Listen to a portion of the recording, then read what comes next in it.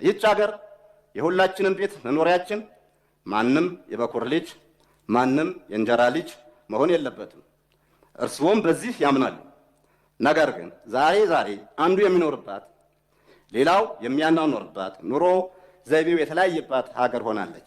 በፓርላማው ጠንከር ያሉ ትችቶችን በማቅረብ የሚታወቁት ዶክተር ደሳለኝ ጫኔ የቤት ክራይ ከአብዛኛው ዜጎቻችን ወራዊ ገቢ በላይ ሆኗል፣ በአሁኑ ወቅት በሀገራችን መካከለኛ የሚባል የህብረተሰብ መደብ ጠፍቶ ጥቂት እጅግ የበለጸጉና አብዛኛው በድህነት የሚማቅቁ ሁለት መደቦች ሆነዋል ሲሉ ተችተዋል። ዶክተር ደሳለኝ ጫኔ ላለፉት 5 ዓመታት የኢትዮጵያ ህዝብ የከፈለው ዋጋ እጅግ የበዛና ከባድ ነው፣ እርሶ ስልጣን ላይ ሲቀመጡ የገቡት የሰላምና የብልጽግና ቃል ኪዳን ነበር፣ በተግባር ያየነው ግን ተገላቢጦሹን ነው በማለት ጠንከር ያለ ትችት ሰንዝረዋል። የሰሜን ኢትዮጵያ ጦርነት ያስከተለው አስከፊ ሰብአዊ ውድመትና ጠባሳ ሳይሽር ዛሬም በአማራ፣ በኦሮሚያ፣ በጋምቤላ፣ በቤንሻንጉል ጉሙዝ እና በሌሎች አካባቢዎች የሚታዩ ቀጣይነት ያላቸው ግጭቶችና ጦርነቶች፣ ብሔርና ሃይማኖት ተኮር ጥቃቶች፣ እገታዎችና አለመረጋጋቶች የዜጎችን የመኖር መብት ነፍገዋል ሲሉም አክለዋል። በተለይ ሲቪል ሰርቪሱ ወይም በሲቪል ሰርቪስ ተቀጣሪው የሚኖር አኗኗር እጅግ አስከፊ ነው።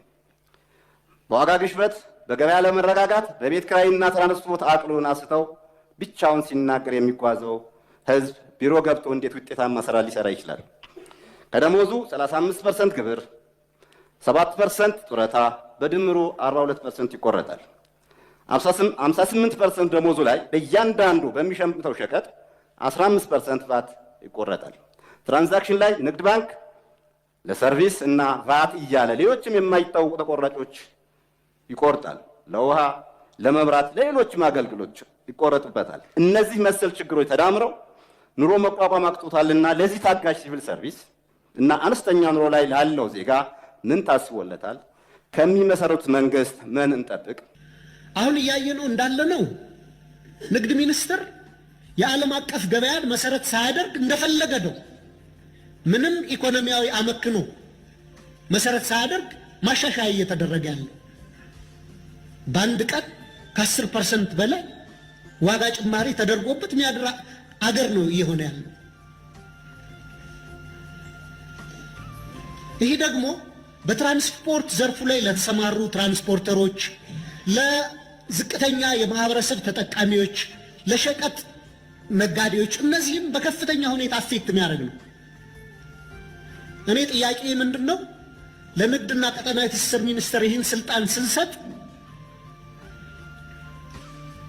ዋጋን ከዓለም አቀፍ ዋጋ ጋር መሰረት አድርጎ እንዲያሻሽል የሚያደርግ ገደብ ለምንድን ነው ማናስቀምጥበት? እንደ ህዝብ ተወካይ ምክር ቤቱ ዓላማው አስፈጻሚውን መቆጣጠር ነው። የአስፈጻሚው ስልጣን በህግ የተገደበ የተገራ እንዲሆን ማድረግ ነው። ስለዚህ በፈለገው ሰዓት በወር አንዴ እየተነሳ እስከ 10 ብር የሚጨምርበት አገር እንዲሆን ያን ስልጣን ለቀን የሰጠነው ለምንድን ነው?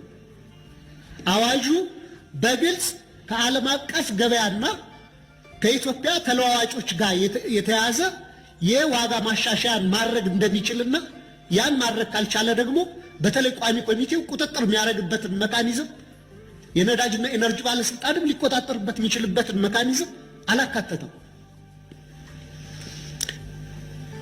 ስለዚህ ይህን ችግር አሁንም እንዲቀጥል ልንፈቅድ ነው ማለት ነውና በሱ ላይ ምንድነው እየተባለ ያለው የሚለውን ክብርት ሰብሳቢዋ ማብራሪያ ቢሰጡበት።